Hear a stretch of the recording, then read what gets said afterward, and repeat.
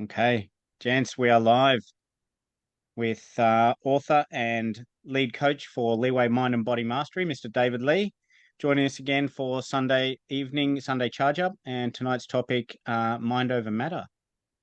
Thank you very much, Dave. Very good. Thank you very much, Zach. It's lovely to see you. Congratulations, Zach, on his attainment of his NLP accreditation. A phenomenal achievement.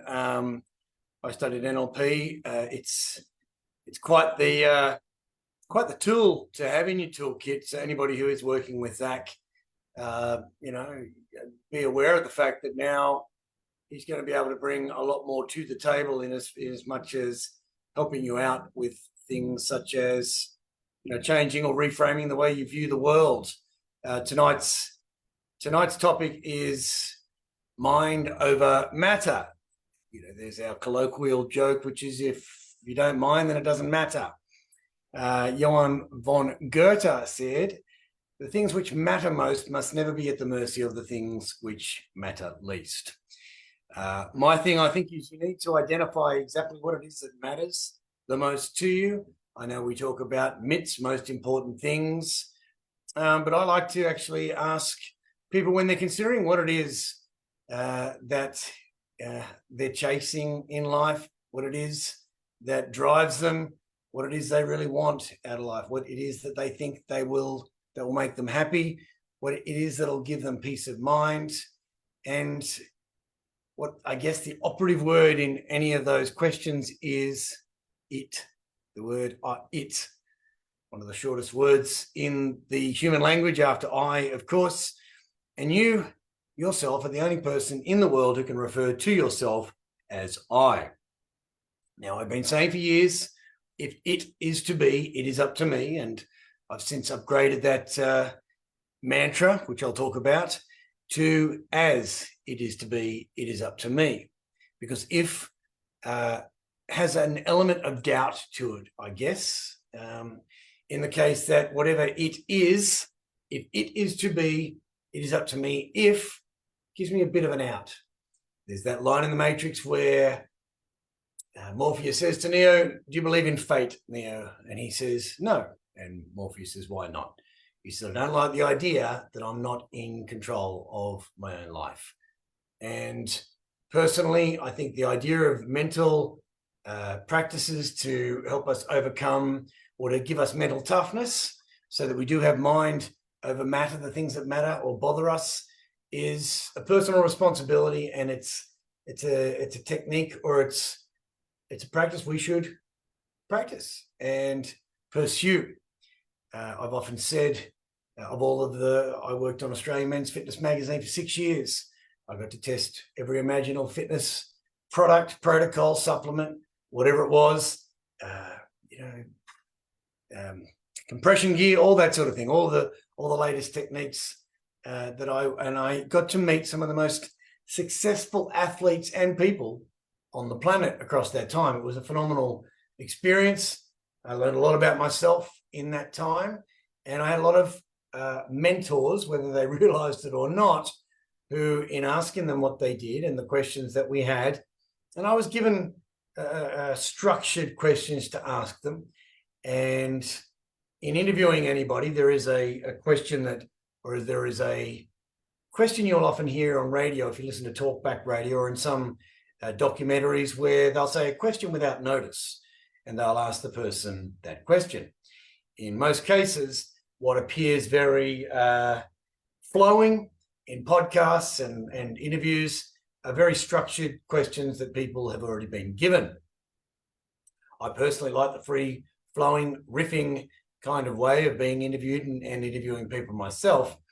But I'd be given the questions to ask them, and I'd ask them those same questions, as in they would have been provided with those questions and they would come up with their answers.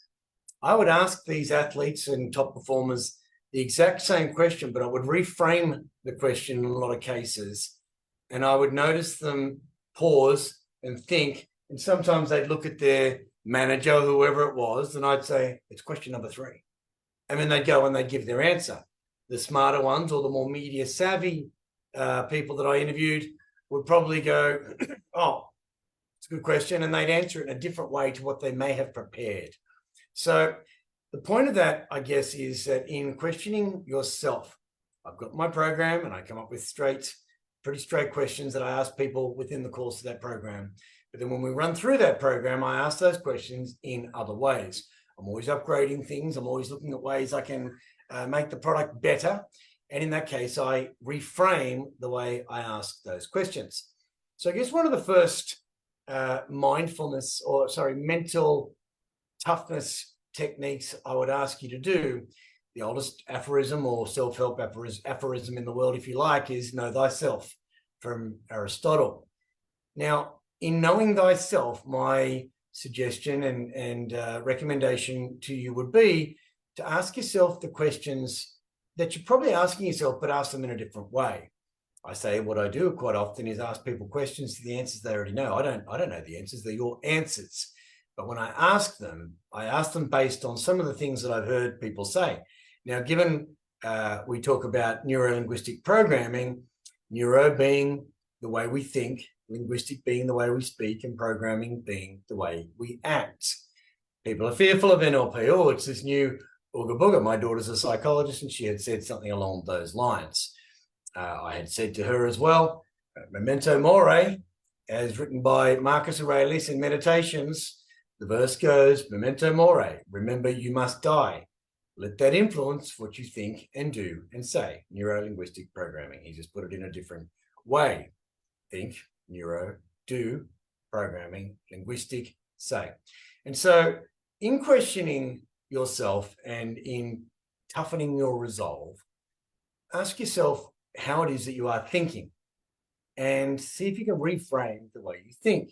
Stinking thinking is where you are always in the process of looking for the negatives.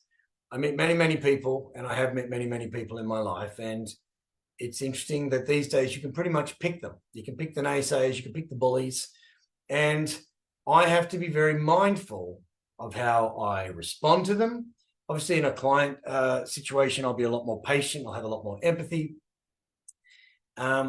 Today, for example, I've done a bit of a high-intensity interval workout. I generally only do one of those a week, but I've done two this week because I had a mate coming over on Friday night, and we're going to sit around and have a big steak out the back.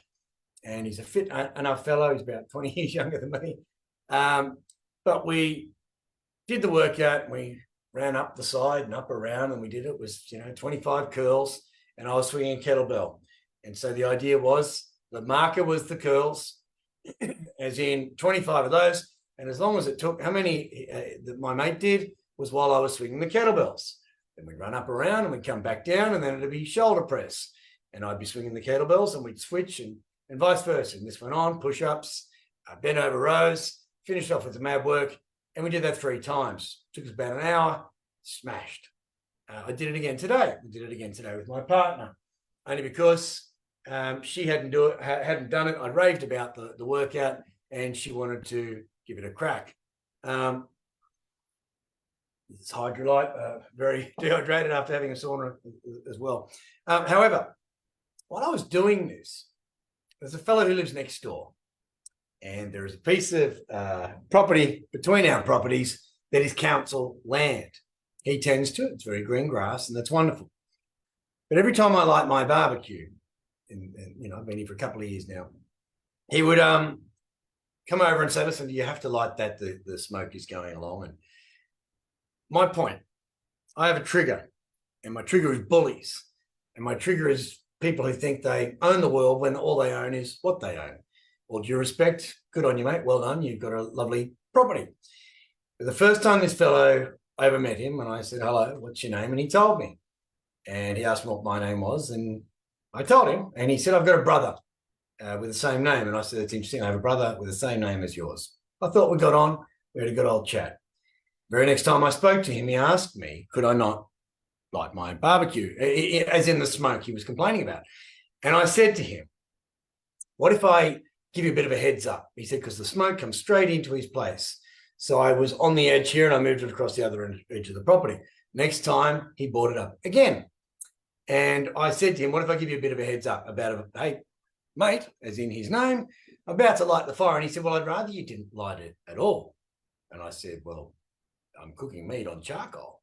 He said, yeah, but I just don't like the steak, the smoke. And I said, so you're saying you don't want me to light the fire? And he goes, yeah, I don't want you to light the fire any longer. And I said, okay, I'm going to light the fire. That's how I cook my meat. I prefer it on charcoal. So that's that then. I guess we're no longer friends. He said, we were never friends. And I said, well, thank you very much. And that was that. So I walked off. And yeah, since then, I continue to do my barbecues. Anyway, today, obviously, I'm running up the side. And as I was running up today, I noticed there's grass clippings on the track. Now, it's a thoroughfare. As I say, it's public land. Some people walk down and jump in the ocean. And as I'm running, he sticks his head over his pool fence and he says, hey, before I even got to the stairs, he says, do you mind running up the edges rather than up the middle? And I said, no problem at all. Absolutely. And when I got to the top of the stairs, there was an acid almost reflux in my solar plexus. Now, it was a trigger. It's a trigger because, one, the guy doesn't own the land. And two, I can do whatever I like. I can run wherever I like. I wasn't breaking any laws. But here's my point. Taking a while to get to it. But my point is, I know one of my triggers is bullying. And I spoke and have spoken about being trigger happy, knowing what your triggers are and having a prepared response so that you're trigger happy rather than trigger crappy. My first response to anybody, no matter what they say, is to be nice. And when they say nice guys come last, I don't necessarily know that that is true. And I don't know who they are, but I still think nice guys win out in the end. And as much as I said, yes, I will do that, and I did, it didn't cost me anything, but it upset me. And I could feel the upsettedness. Where I'm going along this is that I'm mindful of the awareness of what my triggers are, and I'm mindful of what I can do to avoid those triggers. Now, double entendre or a double-edged sword here, the fellow got me at the height of what I would say my number one, and I have no particular order that I'm going through tonight, my number one panacea for all of life's problems is exercise. However, my number one panacea for high stress environments is high intensity interval training. Now, I would advise 3 styles of training. Low intensity steady state cardio, or LISS as it is known, is where you are just walking. It's where you're doing low intensity things. It could be yoga, whatever it is, in a fasted state. Low intensity steady state cardio burns body fat. So if I get up of a morning, I have my coffee, but I have no calories as such, and I go for a walk for an hour at a brisk pace or a low intensity pace, I'm going to burn body fat. Now, as a man thinketh, so he becomes, but you become how you feel as well. When you feel great, you feel great. When you feel like rubbish, you feel like rubbish. So the next thing, as far as exercise is concerned, would be medium intensity steady state cardio. That's things like bodybuilding, where you're a little bit out of puff, but you can hold a conversation. You can hold a conversation, but you couldn't sing a song. Is how I was taught that. It's 220 minus your age is your maximum heart rate, in which case for high intensity interval training, which is what I was doing today, it can't be maintained for a very long period of time without gassing you. The benefits of high intensity interval training are what is known as EPOC, excess post-oxygen consumption. It's known as the afterburn effect, and it continues to burn body fat for 38 hours after the workout. Now, in the case of it also burning off stress chemicals. And so life rewards action. And as much as I've also spoken about cold water therapy, and I will talk about that again, the major benefits of cold water therapy are not only that it raises your dopamine, but that you are purposefully stressing your body in a safe way. So for the first 30 seconds of a cold shower, you are voluntarily stressing your body, which gives your body more access to stress that isn't dangerous. Now, when we know that stress triggers the fight and flight hormones, and adrenaline being the main one, but also raising dopamine, then it's either good or bad in the case that we use that for good or bad. Dopamine is the motivation hormone. So if you're not actually stimulating dopamine in healthy ways, then you actually are going to find yourself less motivated to do everything else it is that we want to be doing. So from a mental acuity, mental toughness perspective, I recommend that you sit down. Now, journaling is another one of those things, and I don't know where you are in your journey as such. I quite often find that because I've been doing what I've been doing for, as far as active proactivity in being the best version or constant never-ending improvement, I've been doing it for 40 years. And it's not until I may mention something like dopamine even that I might go, well, hang on, does anyone even know what I'm talking about? And I assume that people do. In layman's terms, I'm going to talk to you tonight about what I think are pretty fail-proof ways of improving your mental toughness, but I'm also going to explain why they work and how to do it. So my first thing when I spoke about was mindfulness and being aware of yourself. Know thyself, as Aristotle said. When Goethe said the things which matter most must never be at the mercy of the things which matter least, identify what the things that matter most to you are. I will ask a room generally what they think is most important in their life out of health, family, and money. The younger people say money. The older people say family. The wisest in the room say health. If you don't have your health, what have you got? Your health is your wealth, as my father used to say. Now, identifying what your most important things are in a mental, physical, spiritual, social, financial, family, business, and romance perspective, I suggest from a journaling perspective, you can start off your journaling habit, because people continuously ask me, David, how do I journal? And start it off in a to-do list perspective. Faxifaxis is the Latin expression for do what you say you will do. And I say my schedule is my schedule. What I said I will do. And so I write down from a journaling perspective what I'm about to do that day. It unpacks my mind to the degree that I say, okay, well, I know I've got these meetings on. And I can do it in a couple of ways.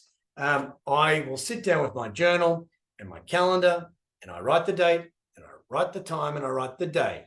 I take my blood pressure, it's one of those things, and I look at my calendar, and I go, right, I've got this on. And the other day as I was journaling, and I thought, I've got to be in the city at 10 o'clock. How's that going to work? Why did I agree with this? And then I looked at it, and I looked at the fellow's original email, and he'd actually said Tuesday, and I was thinking it was Monday. So I had to change my calendar. So that was a good thing. Again, a bit of awareness that I had automatically put myself under a little bit of, how am I going to do that? I wanted to catch it. I thought I was going to get a ferry in. This is interesting. How am I going to get a part? And this started to worry me. So what I did was actually stopped and had a look. Worry was gone. Once that was all out on paper, I then go and meditate, of course. But on the journaling thing, these are palm cards, of course. And as I journal, off to the right, I have a palm card. And the palm card, I will write down the things that bother me or the things that I have to worry about that day. Then I identify what the most important thing is. What is the most important thing? What I call my frog. My frog is not necessarily my most important thing. The frog is, what's the worst thing I have to do today? And you do the worst first. You just get that out of the way. Another list that I have, though, is my worry meeting list. So my next thing to say would be to have a worry meeting with yourself once a week. Now, in the worry meeting, what you're doing is you're going to sit there for an hour or however long it takes and think about the things that worry you. Why you're only having it once a week is because in the mornings or the days that you wake up, and you don't know how the mood's going to take you when you wake up, that's the way the world works and the way we're programmed. But if you write on your worry list, if I'm writing along and I think to myself, okay, I'm worried about the fact that I've got to get this meeting underway on Tuesday. And why does this keep happening? So I'm going to write on my worry meeting, sort out your calendar. I've got 3 calendars operating. I'm going to write, sort out your calendar. That's going to go on the worry meeting. My worry meeting is 10 a.m. every Saturday morning. Curiously, on Saturday mornings, I get up early and do what I do. Then I do a boot camp. And then after that, I get a 15-minute break and I do boxing. And after that, I get the rest of the day to myself. And that's the way I plan my Saturdays. But for the 10 o'clock meeting, and that's when I'll go away and I'll put everything away and I sit down and I go, right, worry meeting. What is it? All right, that doesn't bother me anymore. Cross it off. That doesn't bother me anymore. Well, I can't do anything about that because it's the government. The government's done that. I can't do anything about that. Oh, there's only 2 things left that I got to worry about. I can either deal with them or I can dwell on them. I've only got an hour, I've set a timer. And if I haven't dealt with that, and it is still, I'm dwelling on it, and the word dwelling, interestingly enough, is where we live. You're dwelling on a problem, and it is affecting where you live. That's the I that I mentioned earlier on. And when I was talking about the it's are what you have to say.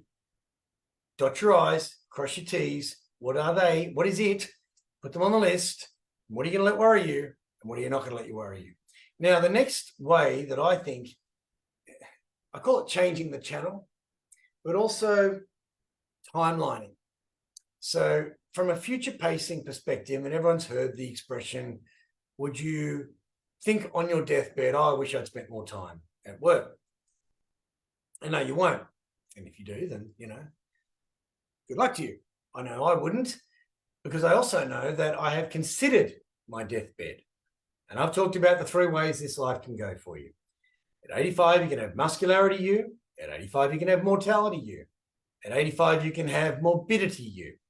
85 muscularity you is where you've looked after yourself all your life. You stand up at your birthday and you have a great old time.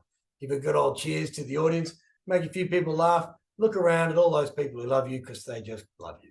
Living your legacy. Brilliant. Morbidity you is where they wheeled you into the room, you're dribbling a bit, all that sort of thing. People in the room are only there to get their hands on your money. If they care at all, they're kind of making an appearance and off they go.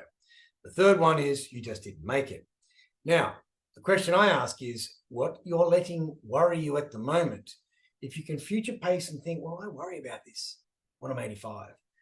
And I ask the question because I look back on some of the things that cost me so much time and stress, not necessarily money, but time and stress. And I had a boss many years ago, and he was very topsy-turvy. He'd be one day very nice, and the next day not so nice. In the morning, joyful. In the afternoon, cranky. I could just never pick this guy. Anyway, one day he said to me, can you help me move on Saturday? And I said, yes, thinking this would, put me in his good books or at least, ingratiate me to him somehow. And I said, yeah, sure. And he said, all right, just be at my place 7 o'clock on Saturday, and gave me the address. And I said, fine. Bit of a, I say punctuality is my brand. So I turned up at 6:45. And as I walked up to say, hey, I'm okay, his garage door is up, and he's in the driveway on a bamboo schooner, pulling a bomb. And his 2 mates are there, and I thought, 7 on a Saturday morning, smoking cones. Like, there you go. And then it dawned on me. I'm dealing with a bloke who's can't deal with himself. He's in a position of leadership that he's not necessarily a leader. I think leadership starts with yourself. You manage things, you lead people. You can't be a good leader. I mean, a leader is somebody someone wants to follow. And I talk about role models. This fellow, in that very moment, I thought, I've lost so much sleep over this.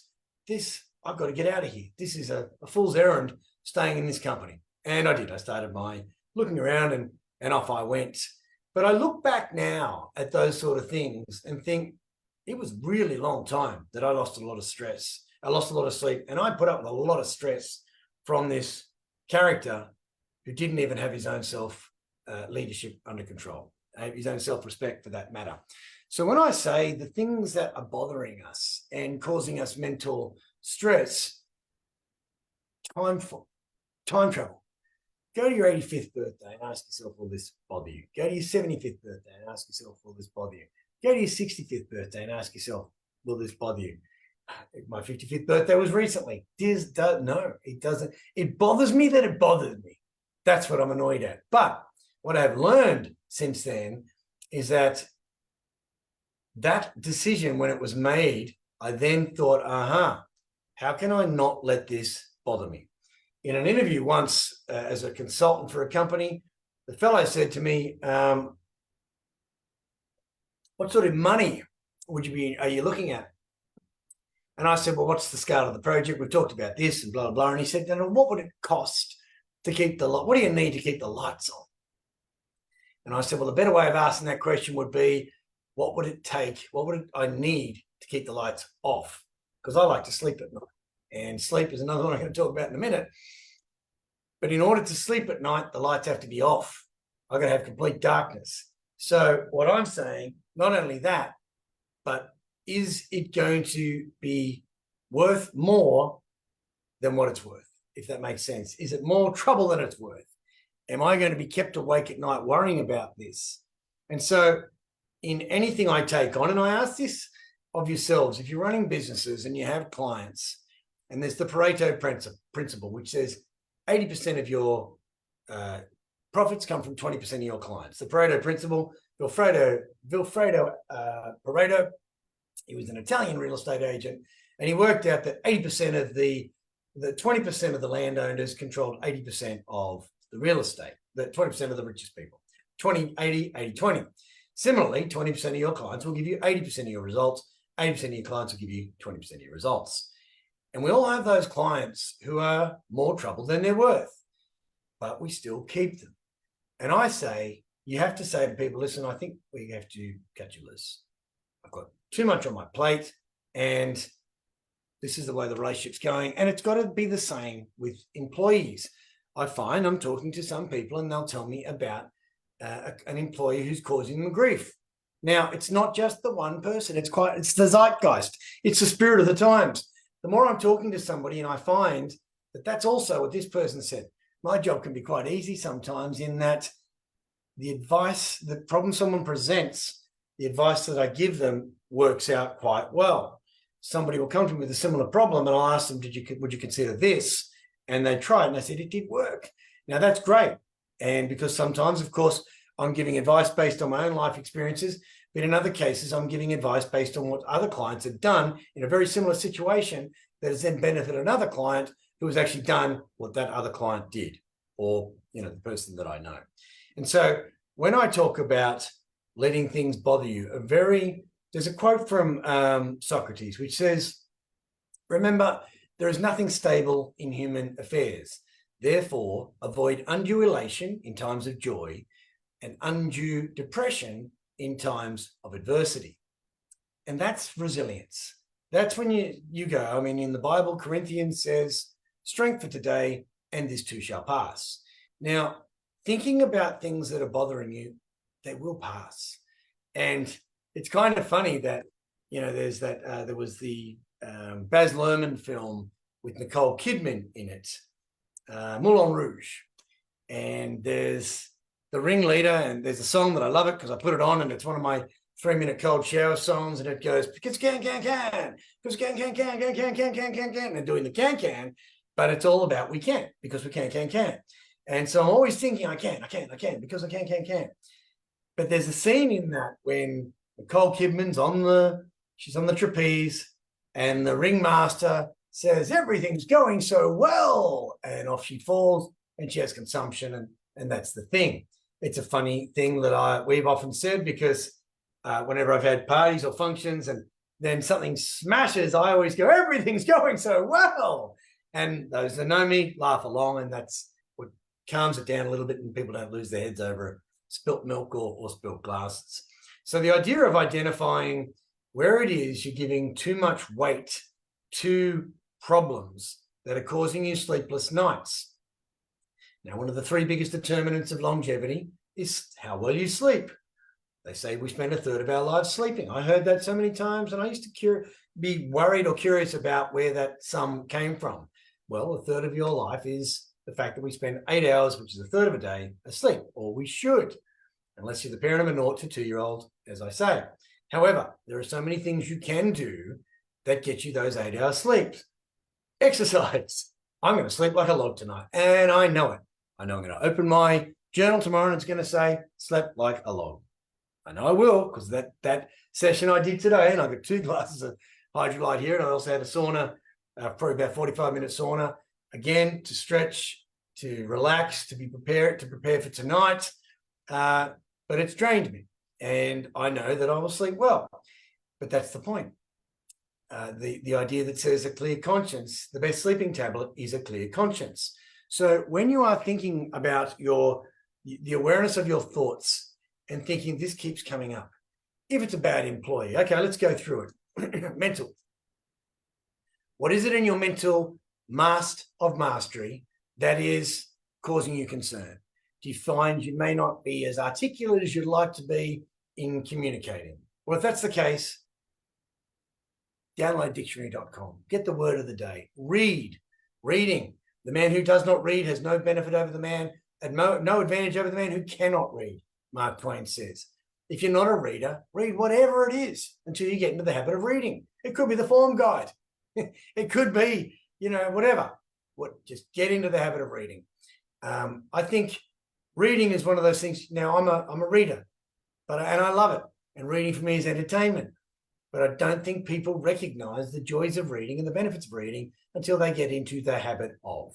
And even if you have to set a timer to make sure you do get into the habit of reading, even if you are reading your own jumbled thoughts. Now, the idea of doing that, and I've talked about meditation, if you are journaling and you're journaling your thoughts and you're putting your worry meeting in place and you're putting your most important things and you're identifying what your priorities are and you're doing the worst first, if that's put into play, then you've unleashed the monkey mind. You've gotten rid of the chatter and you've dumped it. You've cleared the load, so to speak. That's when you will meditate. People are saying to me, I meditate, then I try to journal. Well, you know why you can't meditate? Because you've got too much on your mind. And again, the benefits of meditation are that they increase neural pathways in your brain, neuro-linguistic programming. Puts more laneways in your brain, which gives you more space. As Viktor Frankl said, between stimulus and response, there is space. In that space lies your power to choose your response. And in your response lies your growth and your freedom. My response to Buggerlugs next door today gave me growth and freedom. It got me by the top of the stairs and I felt that asset.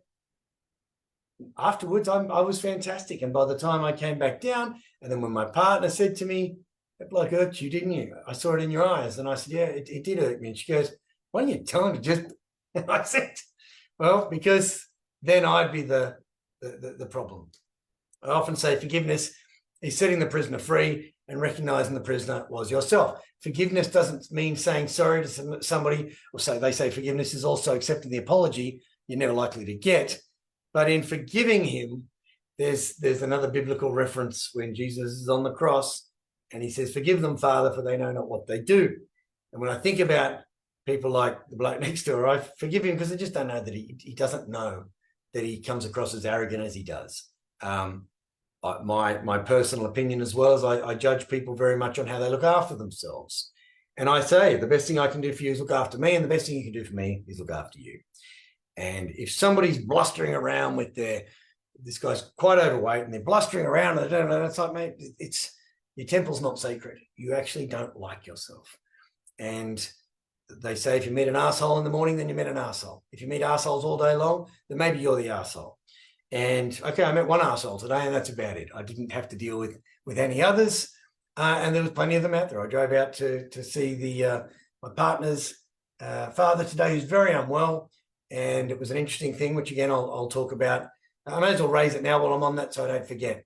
But I went out to visit my partner's father today, who's quite unwell, and he's probably in the final stages, so to speak. And I went for her sake. And it was a beautiful day here, 29 degrees. And she said, you're under no obligation to come today. I know you don't have to do this at all. And I said, no, I want to be there for you. And that is when I say, look at your states and give yourself a number out of that. So that's obviously my relationship. That's the romance, but it's also the family. So we're there, and her young son is there. Now, she will often say to me, it's your job to do this with my son. And I say, actually, I've only recently, and again, because I'm preparing my responses. If you are triggered, have a prepared response. And as much as I said earlier on, question without notice, all of these athletes and all of these people who get interviewed by journalists, they get a list of questions up front beforehand. You can have a list of questions or triggers that people say to you and have a list of responses ready. When my ex and I broke up and people played the old, we're going to be Switzerland card and then weren't Switzerland, when I saw them again, my response or my thing to say to them was, you said you'd be Switzerland. And as a result, I entertained the friendship long further. You betrayed some of the things that I told you, or you talked about whatever and exaggerated them, or there was hyperbole. And you weren't Switzerland. You were a Swiss Army knife and you stabbed me in the back. So with that, thank you, and off I'm going. And I turn on my heel and off I go. And I've had to say that a couple of times, but it's a prepared response. Now, when my partner said to me, and she often says this, it's your job to do this, it's your job to do that. And quite often, I don't think it is my job. And so recently I said to her, as a prepared response, she said, it's your job to help my son not cry all the time, because he cries quite often. And I had said, it's not my job, it's my mission, should I choose to accept it, as in Mission Impossible. And I said, and if I choose to accept it, I have to accept it on my terms, not on your terms, because your terms aren't working. Clearly, if there is a child who, at his age, sees crying as a go-to, then it's not, I can't uncorrect that behavior. It's a learned helplessness. And when we talk about enabling people, there's a big difference between enabling somebody and disabling them. And my father used to say, this would be after we'd been given 6 of the best. If you cry, if you don't stop crying, I'll give you something to cry about. So we've stopped crying, in the shallow breaths. And so I find it interesting these days when I see children using crying as a go-to, but it works. They get what they want. Now, reason for that, today, as my partner's son was with his grandfather, who was struggling to breathe, and he was upset, and he got a talk, treat your mother like I always treated your mother. Because the little boy, he said, are you going to die? And he said, we all have to die, and I'm not necessarily dying, but even when I do die, I won't die. My spirit will live on in you. And I want you to treat your mother like I always treated your mother. And I want you to, every single thing I ever taught you, I want you to use that. And he cried, but he cried true tears. And as we had left, we were in the car, and he said to his mother, I've never felt like that before. And I said, do you mind if we pull over? Because I wanted to eyeball him. And when we pulled over, and I said, every time I've been upset with you for crying, it's because I felt that you haven't cried for the right reason. I said, you feel how you feel because you're genuinely upset. That is what tears are for. And I never begrudge a man who cries under the symptoms of true tears. You can have tears of joy. But if you're finding yourself that you're crying easily or readily or unexpectedly, there's nothing wrong with that. But question why. I had a coaching session the other day with a fellow, and we just couldn't get on. We couldn't connect. The Wi-Fi was down here, and I even drove into the city and just couldn't connect. It turned out we rescheduled till the next day. And the next day, when we got together face-to-face on the Zoom, and very shortly in, he was finding it hard to compose himself, and he was upset. And excuse me, I gave him time to regain his composure. And at the end of the session, he had said to me, you know what, I'm really glad that we caught up today. I didn't really need you yesterday. Everything was good. I had a few things to laugh about, and I was going to tell you about my achievements and what I'd done, and I'd done this and I'd done that. And, in the Masters of Mastery, I've tickety-boo here and done that. He said, but what we talked about today was really poignant, and I'm glad that we had today's session. And I was very, as I said to him, I'm really glad that you were able to let loose. I'm glad that you were able to feel those emotions, but think what those emotions are and trust them. And that's what instinct is. We think animals are instinctual, and they are, but they're more instinctual than human beings because we have learned, or we have, the gift of reason, the gift of rationality, the gift of thinking about our things that we do, which is why we don't so much rely upon intuition or instinct. But I ask you, your instinct is how you feel. And when I say to people, what's your gut telling you? They say, well, my gut's telling me this. And I say, has your gut ever let you down? No. How many times haven't you listened to your gut? And what your gut was telling you to do, you didn't do. And eventually you do what your gut has told you to do because you've got no other options all the time. So go with your gut. The Greeks used to believe that our brains, or that we thought through our guts because of the emotions. Today, running up the stairs, and it's only just dawned on me now, that was my gut. Rah! Angry at this clown. But I didn't let it bother me. And by the time, and as I say, I wrote a letter years ago, and I called it my Jerry Maguire document. I worked for a company that I felt I was being unfairly treated, And all the new business I was bringing in was just being given to the golden boy, as he was referred to. And he was the sales director's protege. Now, I was a self-made man, so he didn't have to teach me anything. I came fully harnessed and all gunned up, and off I went. And I did what I had to do and was racing up to the top of the charts as their best salesman. So he was taking patches off me and giving them to his golden boy and his protege. I complained a little bit to some of the other blokes, the other leaders of the company, on drinks on Friday nights. And then over the course of a weekend, I thought, right, and I didn't know that it was my Jerry Maguire document because it was before Jerry Maguire came out. When I watched Jerry Maguire years later, I thought, yep, I know how you feel, Jerry. That's what I did. What I did, I wrote out a 6-page list of all the things I felt were wrong with the company, all the things I think should have been changed with the company, because I was gunning for my boss's job. And I thought, when I expose him for his fraud, for his unfairness, for some of the dodgy deals that have been doing, for some of the things I'd been told to do that were just illegal, they were fraudulent, I'm going to get his job. That was what I went for it, and I went for it. And I literally, I had finished reading the 48 Laws of Power. And so it was a very bold move. I was 30 at the time, and I went for it. So I wrote it out, and I put a copy, I had 6 envelopes, one on the CEO's desk, one on the finance director's desk, one on the general manager's desk, one on the chief operating director's desk, one on my direct boss sales manager's desk, and one on the sales director's desk, who I was going for his gun. I was going to leapfrog the other guy.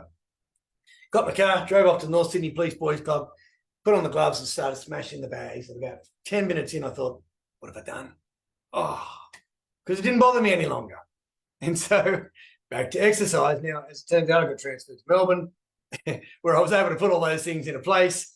And it was probably the best 2 years of my business career financially, but it was what just made me decide, no, I'm not doing this anymore. I'm going to do coaching because it's what I did like doing in the job. So it's the best thing that could happen to me. But again, it was the exercise that brought to mind that it didn't bother me any longer. So keep up the exercise, and that's what I think. I've talked about likes, dislikes, triggers, and traits. And if you can identify sometimes what you don't like in somebody else, what you don't like in yourself, and that could be anything. I remember once my youngest daughter used to annoy me. Well, I love my daughter, of course, but there were things she did that used to annoy me. And this, and I remember saying to my then wife, saying to her, it really bothers me when she does this and she does that, and she does this and she does that. And she said, well, you know why? I said, why? She goes, just like you. Everything she does is what you do. You do this, you do that, you do this, you do that, you do that. And I'm like, oh. And then I thought about it. And then I started looking in her at those things and seeing whether I actually did like them in myself. And they weren't that I didn't like them in myself. I didn't see them as good traits. I didn't see them as you know, you could use I ask people, my purpose mnemonic is, P is planning, U is what is unique about you? What are your unique traits? And you need to understand what they are, that you can use them for good, not for evil. What are the benefits and the gifts and abilities you've been given that you're probably not using to the best of your ability or in the right way? And so when I realized what it was that I had in common, I started to either work on those traits and be less bothered by them in my daughter. And now when I see her doing these things, I think, wow, it's a good thing. And I'm happier, much, much happier with who I am these days, hence the journey that I have been on for that many years, at least.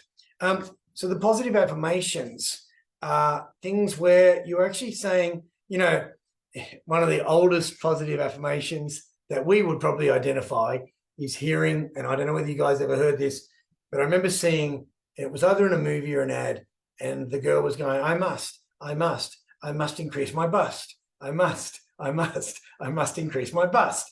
Now that's isometrics and it builds up your chest muscles. But it was a funny thing because whether the girls of the time knew it or not, there is a book, As a Man Thinketh, So He Becomes. And you become what you think about most of the time. Now, if I was to go, I must increase my bust, my chest would get bigger, but also my mind telling my bust that it's supposed to get bigger will make it bigger from a muscular perspective. Arnold Schwarzenegger, when you're lifting weights, your mind has to go into the muscle. Our muscles can only flex based on the neurons, the nervous system. 75% of our muscles are water. So that's why it's important to drink your water, hydrate, and be very, very mindful of your water intake. 5% dehydration equates to 20% loss of strength and 20% loss of focus. But from a positive affirmations perspective, I have on my writing desk a coffee cup, and it has the letter I on it. It's got all my pens in it, and I used to drink out of it. And one day I went missing at work, and I thought, oh, man, and I tried, couldn't get any more. And then I found it again. Somebody had stolen it, and I stole it back, and I took it home. And it's now been holds my pens, because when I look at it in the morning, and as I said, you're the only person on the planet who can refer to you as I. I can't call you I can call me I, but I can say I will do this. And so I write those positive affirmations, and I say them out loud, and I feel them. So from a mental toughness perspective, you have to, I am mentally tough. I am mentally aware of. I am mentally resilient. I am. When I come across somebody, I will smile. When I see somebody I don't like, I will smile and nod, smile and wave, and walk away. There's no shame in that. As I say, the people I teach how to fight, I often say to them, you'll never, ever need to fight. But I'm telling them, if you have to get down on the ground and get up and throw the punch, you touch it and throw the punch. Why? Because if someone knocks you down, you've got to get up and throw the punch. Really? Well, who knows? But as Bruce Lee said, if you knew you had to fight to save your life tomorrow, would you change the way you train today? I was holding the gloves for somebody in a boxing thing one day, and then it was their turn to hold, and it was my turn. And he says, don't hit so hard. And I said, hey, I'm not really hitting as hard as I can, but you shouldn't be holding back. You've got to hit as hard as you know. How hard do you know you can hit until you practice? That's what practice is for. When you've got the headgear on and all that sort of business, it's a different story altogether. But those positive affirmations should be for things that you want. If you're thinking about things you don't want in life, then change the channel.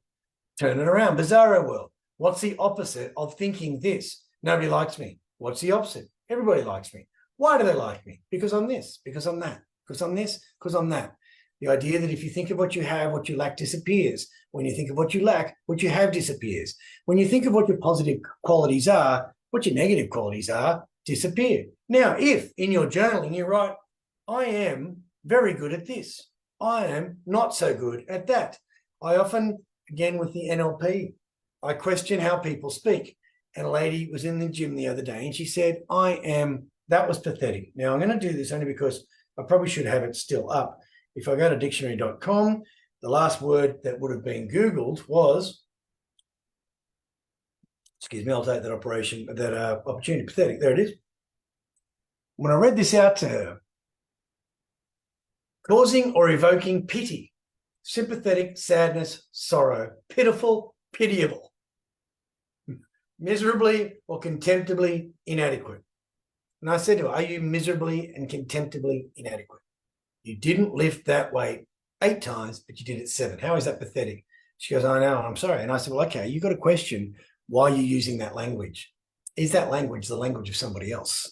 And I say that, like some people just repeat languages that have been said to them or labels that have been put on them. I'm no good at this. When I talk about encouraging your children, you encourage your children with things you want them to become, not what you don't. Oh, you're such a loser, Gary. What's Gary going to be? Gary's going to be a loser because you're telling him he's a loser. And you're going to nag him or your partner even. There's a quote that goes along the lines of, when a man points out all of his wife's inadequacies, he should remember well that it wasn't his criticism of her inadequacies that landed his partner. So the idea that we start to say these negative things about our partners as well, it's when you point the finger, 3 are pointing back. Now, everyone has heard that. Now, when I say you point the finger and there's 3 pointing back, what are those 3? Look within your 8 masters of mastery and ask yourself, am I physically, am I training well? Well, no. Am I mentally, am I been journaling? No. And it's only got to be for a day. Spiritually, when was the last time I did anything spiritual? Now, when I say an extremist, I'm actually very aware, because again, as a man thinketh, so he becomes. To teach is to learn twice. If I'm telling you and teaching you techniques on how to actually become mentally resilient and mentally tougher, then I'm going to be practicing all these things as well. So what did I do today? As it turned out, my partner's father, he's been unwell, so his lawn, which was his pride and joy, and I can't go out in the garden because there's bees on the thing. I can't. I said, "Do you mind if I mow your lawn?" No, don't do it. There's a cultural nuance, my partner says, and you can't do that. I said, "Hey, listen, I'm going to mow the lawn." And I said, "You know what? You guys sit there. I'm going to mow the lawn." And I did, and I mowed the lawn. Now, in mowing the lawn and taking my shoes off and watering the grass, I'm earthing. And earthing is another one of those things that energizes you, but it also calms you. There's no way people come back from holiday so relaxed because they lay bare skinned on beaches. They got into the ocean, they're earthing. But the idea of being there, when you wet grass, conductor, again, people don't believe me. Einstein got his first love of science at the age of 14 when he was given a compass. How does the compass work? The magnetic pull of the planet. Why is the magnetic pull of the planet? Because of the energy and electricity and positive ions and the molten crust and all that sort of business. And of course, everything that goes into the food that we eat comes from the vitamins and minerals that are in that soil. If we can transpose those energetically, do it. Now, I often say as well, be careful of the naysayers, the people who tell you things, look at them. I write in my book, I always recoil internally when I see people giving advice that they're clearly not taking themselves. My brother had a dinner party conversation starter, which used to be, my oldest brother was a priest. He passed away 10 years ago. We literally just had his 10-year anniversary. He drowned in the typhoon Haiti. Quite shocking, 10 years ago. What did I write to my siblings? 10 years and still tears. And again, just thinking about it's probably distracted me from what I was going to say. No. So as a priest, he used to get invited for a lot of dinner parties. He would do a lot of weddings and they'd put him on the head table and he would go along. And I remember saying to him, because he did very, very well financially, and I said, "What's the go?" And he said, "Well, if I'm given the money in church, it stays in church. Someone gives me that money in my pocket at a wedding because I've done the wedding. That wasn't a church task. That was extracurricular. I get to keep that." But his favorite conversation starter was, what's the best piece of advice you give that you don't take yourself? And so I ask you to consider that when I see overweight people giving weight loss advice. And it's generally like, "No, you shouldn't do that. Oh, no. And it's okay to sit in a negative mood." Somebody said to me, so I said, "Who told you that?" "Well, so-and-so there." And I said, "No, most negative person I've ever met in my life. Why would you be taking positivity or optimism advice from somebody who's a genuinely negative person? Do you take financial advice off somebody driving around a banged up car in a disheveled suit? No. Nor should you listen to people who say, "Oh, the inflammation, and Mark Twain says, it's not what you know for sure that's going to get you in trouble. It's not what you don't know is going to get you in trouble. It's what you know for sure that just ain't so." So in your own case, what advice are you giving to people that you're not taking yourself? Where do you look for faults in the world that you're pointing back at yourself? Now, as I say, there's three pointing back at you. Are they in the mental? Are they physical? Are they spiritual? Are they social? Are they financial? Are they family? Are they business? Are they romance? You're having a go at your wife for what you didn't do, but you didn't do. Who starts it? Who starts it? And I often think, as I say, if you treat the relationship at the end, there'll be no end. If you treat the relationship at the end like you did at the beginning, there'll be no end. I'm always, I don't know about the lovemaking advice you guys are getting in your talks with the young lady. I don't know what they are. I haven't been listening to them at all. I saw she's a young lady, and that's the advice she will give. And I don't know. As I say, I shouldn't judge. However, the best place to get that advice from would be your partner. You can ask her. And when we talk about the 5 love languages, and I say, assume she's all 5, my partner said to me once that foreplay commences straight after the last opportunity that you made love. So for you guys, my suggestion would be start the foreplay from there. Start the compliments from there. The idea of, the booty call and all that sort of business has its limitations and it has its place.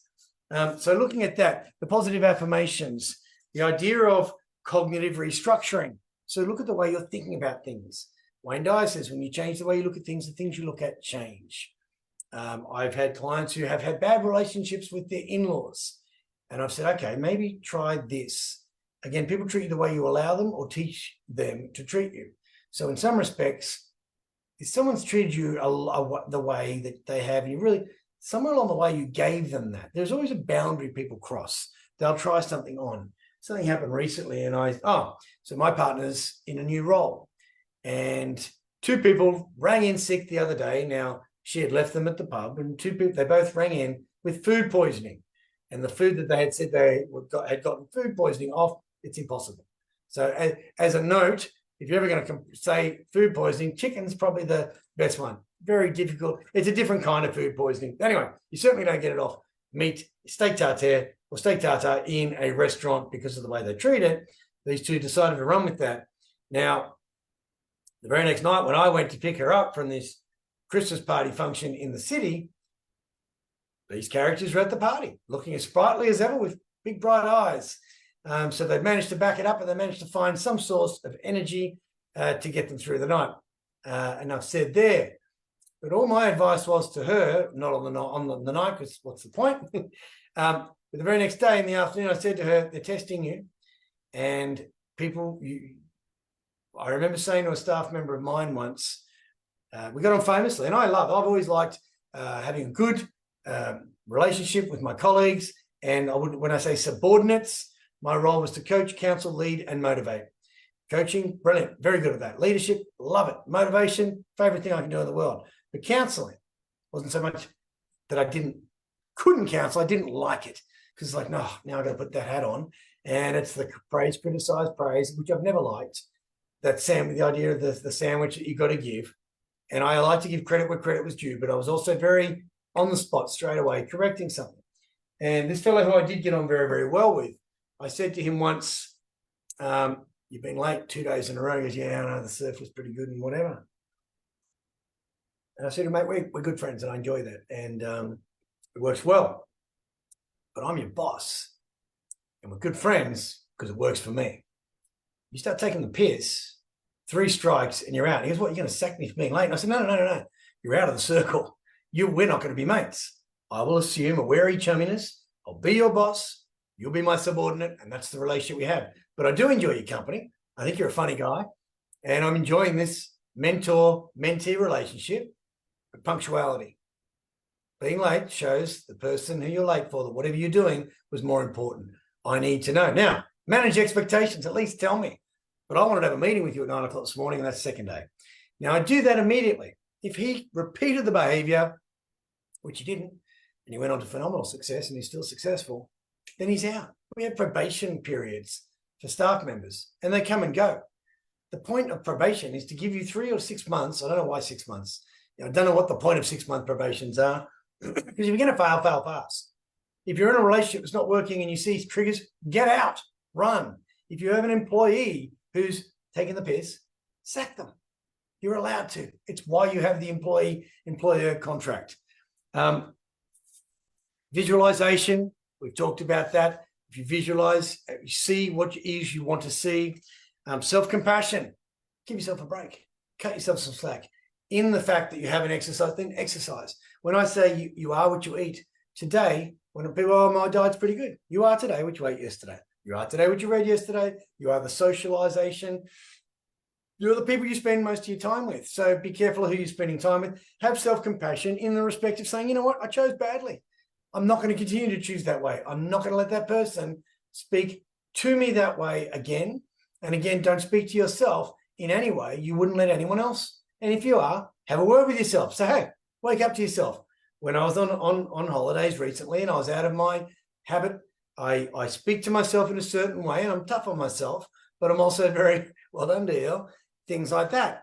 But when I was out of my routine because I didn't have my cold showers, because the water was tepid, I was in a coastal place, all those sort of things, my father's voice speaks to me when I really need to speak to myself. And it was, you're a creature of habit, David Lee. And I am.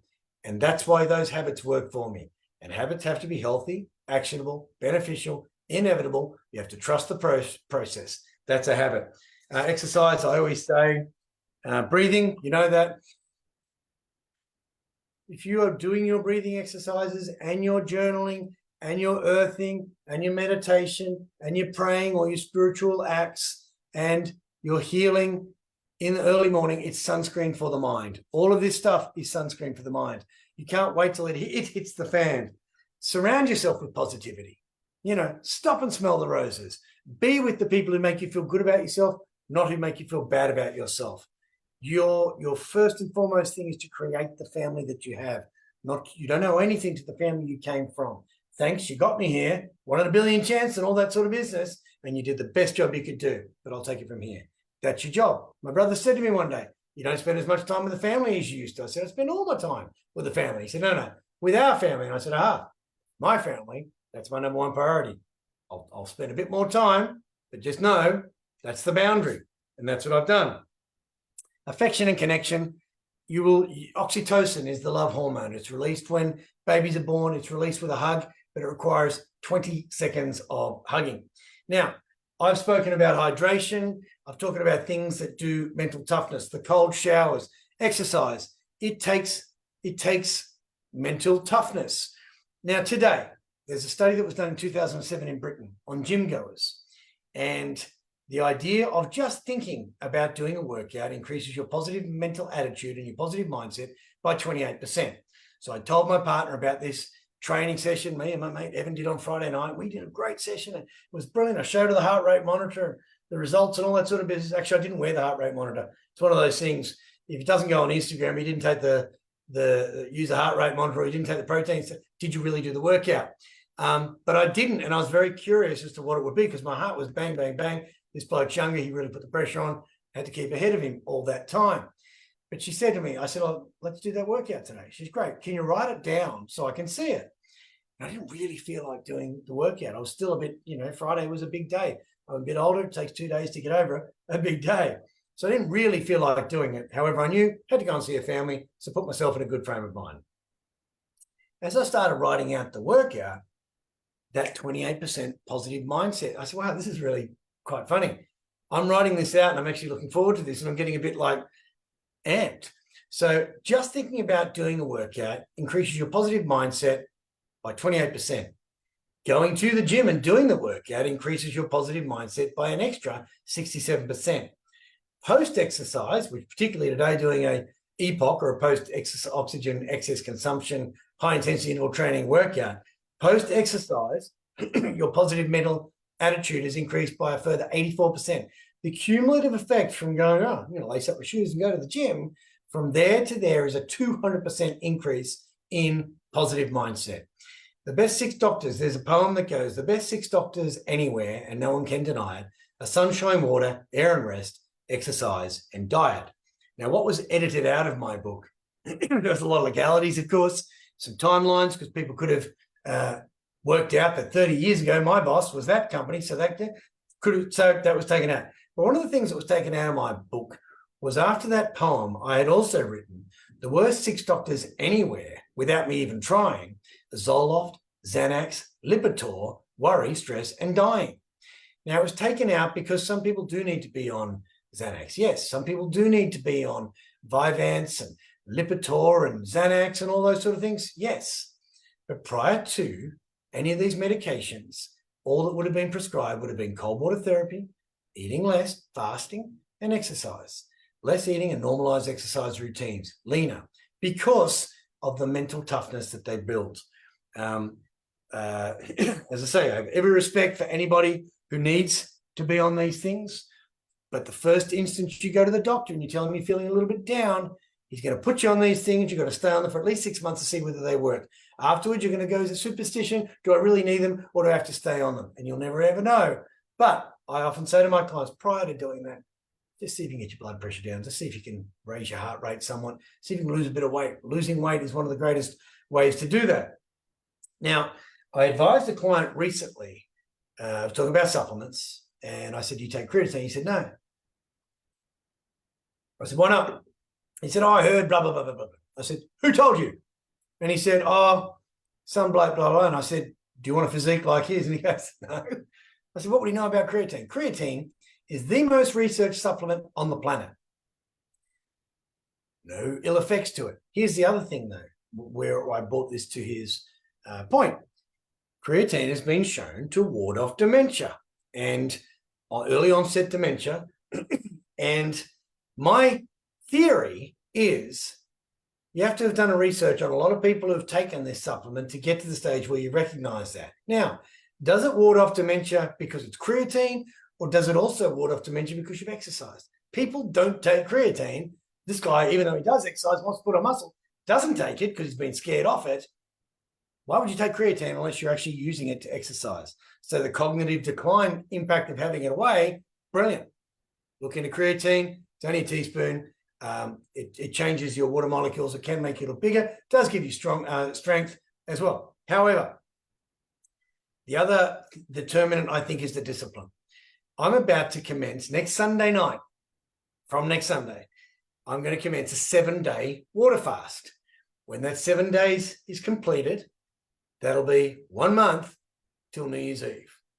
So we're about to head into the silly seasons upon us. As I said, I went to that party the other night, been to a few parties and things like that. I'm going to start a 7-day water fast because of the benefits that I know a 7-day water fast will give. Given the promise that I have made tonight is to give you techniques that will give you mental toughness, a 7-day water fast reduces your chances of getting cancer by 70%.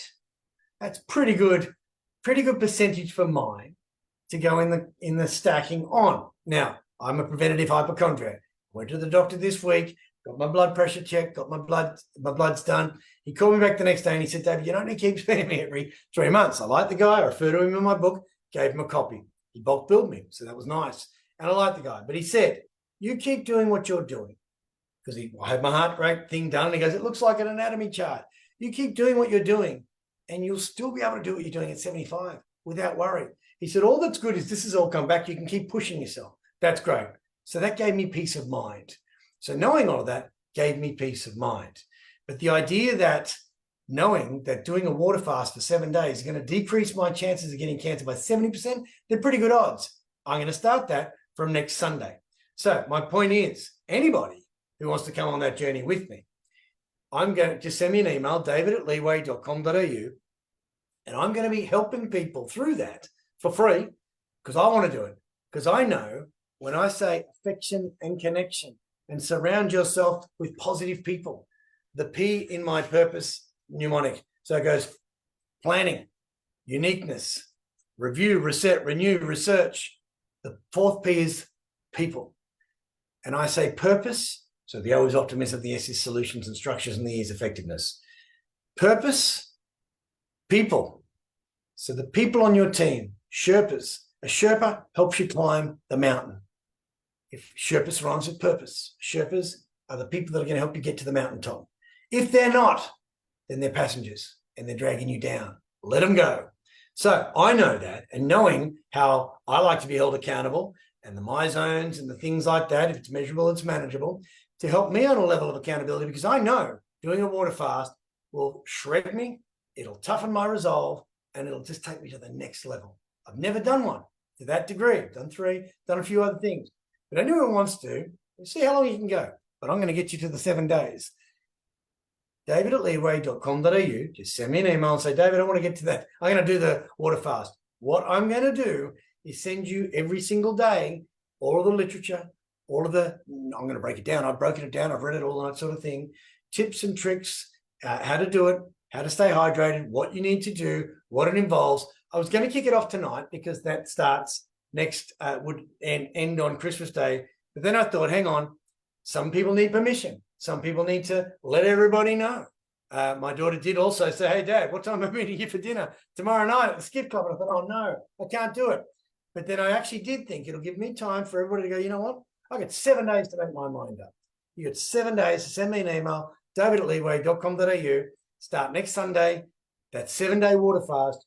I'll tell you every single thing you need to do, and I will send you a quote every day, and you'll be getting every 4 hours an alert that tells you what to do all the way through. Now, this is where I'm getting the idea from. The 16-8 diet is the fasting. The 3 biggest determinants of longevity: how well you sleep, how well you fast, and muscle mass. So exercise, sleeping, and eating. Pretty much what you do. We are programmed to reproduce as human. Our biggest drivers of reproduction and eating. So fasting is another determinant of longevity because it mops up all the bad cells, but it also teaches you discipline. So I'm going to do this, and anyone wants to come with me, you can. Now, the 16-8 diet is where you don't eat for 16 hours but you have an 8-hour window. Now, 16-8 is how that is always advertised. The dash, when people say he's done his dash, that bloke, the dash on your tombstone, for mine, 1968 to 2069, that dash, I'm going to lengthen that dash by removing it from the 16-8 so that it's 168. There's 168 hours in the week. I'm going to not drink. I'm not going to eat for 168 hours. Anyone wants to come with me, david@leeway.com.au. Better get to bed. Gentlemen, thank you again for your support. You guys are buying my book by the boatload, and I'm loving it, and I'm loving the personalized letters, and I'm loving the fact that the feedback I'm getting is phenomenal. And I've really been so grateful that it's hitting the mark. It's doing exactly what I wanted to do. I put a video up of me smelling that book because the visualization and the when I didn't feel like doing it, or I writer's block or whatever it was, or I got demotivated, or I didn't believe, I saw myself and smelt that, and I took every sense into it. And here I do. I've got that book, and you blokes are buying it, and it's phenomenal. And I'm very, very happy with the success of it already. It's not going to be released internationally till May 2024. I tried a sneaky one down there in Manly the other day. Went into Humphrey's news agency. I said, "Hey, Wendy, I know. She said, "Oh, David, we're gonna get it. These people, New Holland, we can't take it up. Sorry, man." And I was okay, cool, no worries. Can you watch? She goes, "No, not gonna. I'll lose a big relationship." So I can't see my book for sale in any bookstore until May 2024 in Australia, but you guys can get it obviously off my website. But come with me on the 7-day water fast, the 168, 16-8, 168, lengthen the dash. And I'll see you all then. David@leeway.com.au. Gentlemen, have a great evening and be well.